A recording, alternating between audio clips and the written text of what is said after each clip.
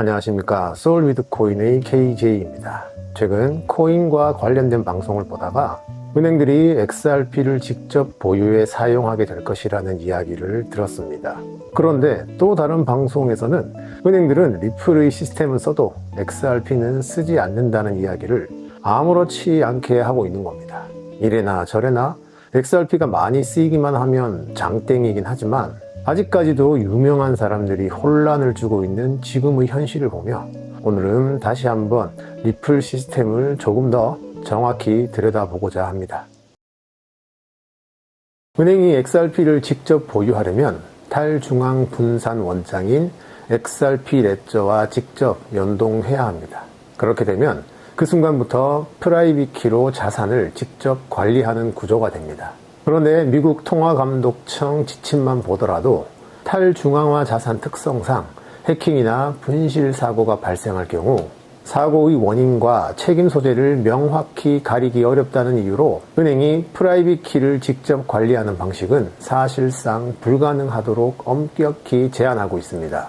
뿐만 아니라 국제결제은행 산하 바젤위원회는 은행이 암호 자산을 보유하는 순간 해당 금액의 1250%에 달하는 자기 자본을 별도로 쌓아두도록 강제하고 있습니다. 쉽게 말해 은행이 1000억 원어치 XRP를 보유하려면 그보다 더 많은 금액을 그냥 금고에 묶어두고 손해보라는 소리입니다. 이건 사실상 보유하지 말라는 협박에 가깝습니다. 결국 은행이 XRP를 직접 보유하지 않는 이유는 의지의 문제가 아니라 자본 규제와 리스크 관리 구조 때문입니다. 리플은 과연 은행들이 모든 리스크를 직접 떠안고 규제 문제까지 정면으로 돌파하며 탈중앙 분산 원장인 XRP 레저를 직접 설치하고 운영하는 그림을 처음부터 그렸을까요? 그렇지 않습니다. 그랬다면 중앙화된 리플렛을 만들지도 않았을 겁니다. 이 두 가지를 비교해 보면 XRP 레저는 보내는 은행과 받는 은행 모두가 XRP를 직접 보유하고 프라이빗 키를 직접 관리해야 하며 거래 흐름을 누구나 볼 수 있도록 열어두는 탈중앙 시스템입니다. 반면 리플렛은 은행들이 기존 시스템을 그대로 유지한 채 프라이빗한 거래 환경을 지키면서 서로를 연결해주는 중앙화 네트워크입니다. 은행이 기존 은행 계좌를 통해 리플렛으로 송금을 요청하면 리플렛은 거래 정보는 은행들만 확인할 수 있도록 유지한 채 XRP를 활용해 환전과 정산을 처리하고 그 과정에서 XRP를 브릿지 자산으로 사용합니다. 이후 정산이 끝난 금액은 받는 은행의 계좌로 지금 사용 중인 법정 화폐로 입금합니다. 이런 처리 방식에서는 사실 은행 직원들조차 XRP가 사용되었는지 어떤 방식으로 정산이 처리되었는지를 정확히 알지 못할 가능성이 높습니다. 결국 리플렛을 이용해 국제송금을 처리하는 은행들이 늘어나면 늘어날수록 XRP는 보이지 않는 곳에서 귀하게 쓰일 수밖에 없습니다. 그렇다면 은행들을 대신해 XRP를 보유하는 주체는 과연 어디일까요? 그 역할은 바로 유동성 파트너들이 대신해줍니다. 아주 쉽게 말해서 이 유동성 파트너들은 고객 자금을 받아 대출 같은 전통 은행 업무는 하지 않고 기존 은행들을 대신해 XRP와 각국의 법정 화폐를 미리 보유하고 입출금과 환전 처리만을 전담으로 맡는 리플과 한 배를 탄 은행들과 마찬가지입니다. 이미 리플이 300곳 이상의 유동성 파트너 확보했다는 말은 XRP 환전에 특화된 전문은행이 전 세계에 300곳 이상 존재한다는 의미와 사실상 똑같습니다. 이런 XRP 전문 은행을 리플처럼 전 세계에 만들어내는 일은 비트코인도, 이더리움도, 더 나아가 구글 같은 거대 기업조차 감히 시도조차 불가능한 영역입니다. 그만큼 이것은 리플만이 만들어낸 독보적인 성과라고 볼 수 있습니다. 리플은 이미 은행들이 XRP를 직접 보유하기 어렵다는 현실을 전제로 처음부터 리플렛과 유동성 파트너 중심의 비즈니스를 철저하게 이어온 구조입니다. 몇 주 전 제가 유일하게 유료 회원으로 듣고 있는 암호화폐 관련 라이브 강의에서 한 시청자분이 이런 질문을 했습니다. 중국 출신의 유명한 교수님이 은행들이 XRP 레저만 사용하고 XRP는 쓰지 않는다고 말했다는 겁니다.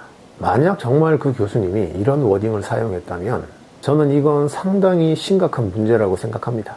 물론 그 교수님이 실제로는 리플레스의 메시지만 사용하고 XRP는 사용하지 않는다고 말했을 수도 있는데 시청자분이 잘못 이해했을 수도 있었겠지만 중요한 건 어떤 유명한 사람이 뭐라고 하던 무조건 흔들려서는 안 된다는 점입니다.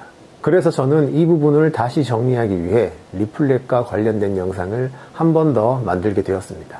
리플렛은 처음부터 은행들이 메시지 기능만 먼저 사용할 수 있도록 온보딩되고 이후에 ODL, 즉 XRP를 사용할 수 있는 시스템으로 확장되도록 단계적으로 설계된 구조입니다. 규제와 라이선스 문제, 그리고 테스트 목적을 고려하면 메시지 기능부터 먼저 사용하는 것은 너무도 당연한 절차입니다. 하지만 이런 구조조차 2026년부터는 리플 페이먼츠라는 이름으로 메시징과 ODL, 즉 XRP 사용이 하나의 시스템으로 통합됐습니다. 이제는 메시징만 따로 떼어서 쓰는 게 오히려 기술적으로 더 번거로운 시대가 됐습니다. 그럼에도 불구하고 마치 XRP는 앞으로도 쓰이지 않을 것처럼 막무가내로 말하는 사람들이 여전히 꽤 많아 보입니다. 하지만 리플렛 온보딩을 위해 은행 관련 엘리트들이 얼마나 치열하게 논의하는지, 또 온보딩 과정에서 비용과 시간이 얼마나 소모되는지를 알고 나면 단지 메시지만 사용하기 위해 극히 보수적인 은행들이 그런 출혈을 감수할 이유가 전혀 없다는 사실과 유명한 사람들이 함부로 리플에 대해서 말해도 사뿐히 웃어 넘기실 수 있으실 겁니다. 여러분, 리플의 비즈니스는 너무도 견고한 금융 시스템이라는 철옹성을 정면으로 건드린 무모한 시도였습니다. 하지만 지금 그 무모했던 시도는 이제는 현실이 되어가고 있습니다. 그렇지 않았다면 미국 통화감독청의 조건부 승인 소식을 들었을 리 만무하고 스위프트가 저렇게까지 다급한 모습을 보일 이유도 없었을 것이며 XRP ETF 출시 이후 이미 입증됐듯 30거래일 연속 단 하루의 유출도 없는 순유입이 이어지며 이토록 거대한 자금이 몰릴 일도 결코 없었을 겁니다. 그렇다면 꽤 많은 글로벌 대형은행들은 왜 리플과 손을 잡았을까요? 이유는 단 하나, 그게 자신들에게 가장 이익이 되기 때문입니다. 지금까지는 일부 세력들이 이 길을 막아서 왔지만 이제는 그들조차, 그리고 정부 역시 이익과 세금이라는 현실적인 이유 때문에 규제를 점점 더 명확히 해나가고 있는 흐름입니다. 조만간 발표될 거라 예상되는 클래리티 법안 통과 이후 가격 회복을 넘어 2026년에는 몇 단계 이상 성장할 리플의 모습을 우리 모두 두 눈으로 똑똑히 확인되게 될 것이라는 말씀을 드리며 저는 이만 물러가겠습니다. 영상 끝까지 시청해 주셔서 감사합니다. 다음 영상에서 뵙겠습니다.